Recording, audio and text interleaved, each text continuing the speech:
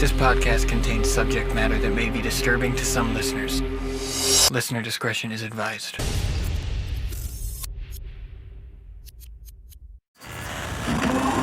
Four imprints, one. It's time to open the door in your mind. Sit back and listen to true horror. But be careful what you allow in. Because it's time to go through the fog.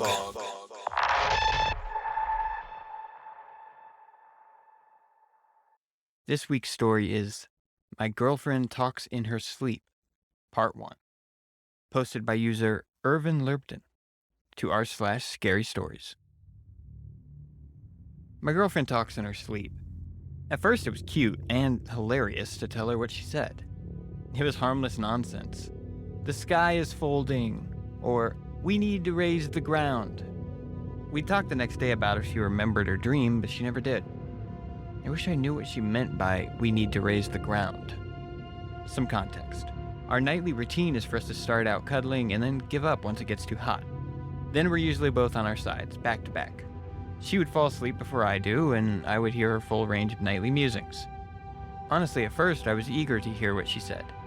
It was always funny to tell her and our friends what she would say while she was in the throes of REM. But now I'm done. I'd prefer she not talk anymore. How am I going to sleep after what happened last night?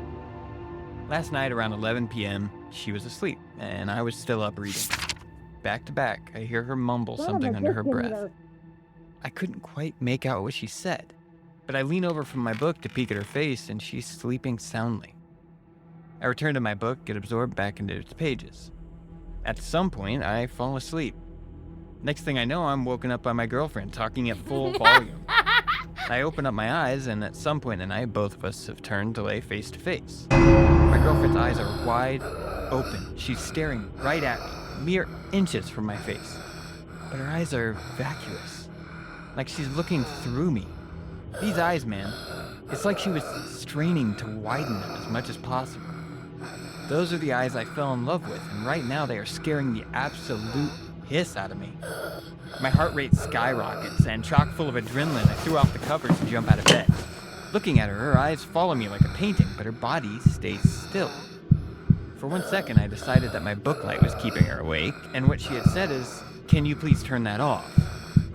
Now, out of bed and looking at her, she's not right. Her body hasn't moved, but her eyes dart from looking at me to looking around the room. I dare to ask her, "Are you all right?" No response. Those eyes look at me when I speak, though. They're now deadlocked, looking right into my eyes. Her breathing hasn't changed. That is asleep breathing, for sure. That's when, while looking right at me, she says in a too deep voice, "Come back to bed, dearie." My girlfriend has never called me dearie before. We have pet names, sure, but they range from pumpkin, baby, to cupcake. Dearie sounds like something my grandmother would call me. I decide I'll get more information before I climb back into bed with a potentially possessed girlfriend. "Are you awake, sweetie?" No response. The eyes dart from me to the wall, to the door, then to the ceiling. I'm about to nope out of the room when her wide open eyes roll to the back of her head. The whites from those eyes stand out in the dim radiance of the booklight. No pupils in sight. She insists, "Of course I'm awake. Come back to bed." with a subtle tap of the fingers on the comforter. Looking at her fingers now, I'm starting to come around. She's never sleepwalked before. Surely she's awake now if she's moving her hands? But looking at her fingers, it's as though she's pretending to have control. They're all going in different directions. One finger pointing straight down and the others to the side. Those hands are not my girlfriend's hands. They're simulating normal movement as best they can, though.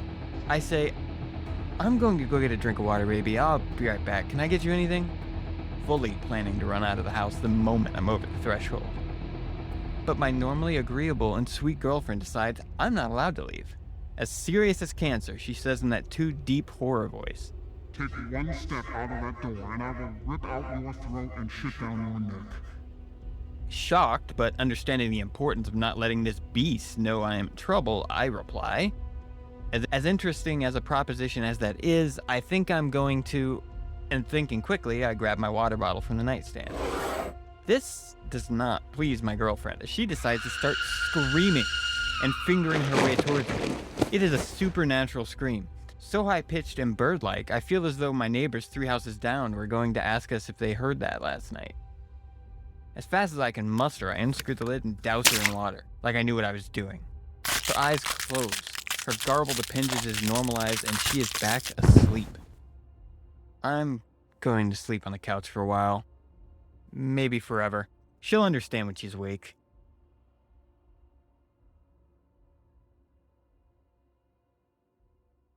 Through the Fog was recorded by Haptic. Edited by Brad LeBaron, Haptic, and Kevyn Kerrivan. And produced by Flyover State Park. All stories are recorded either with the author's permission or with a Creative Commons share-alike license. If you like what we're doing, be sure to subscribe so you never miss an episode. You can find links to Haptic and Flyover at State Park's link trees down in the show notes. There you can find links to our podcast on other platforms, as well as Twitter and other social media and YouTube links. Redistribution or sale of this podcast is strictly prohibited without the express written consent of both Haptic and the story authors. Thank you.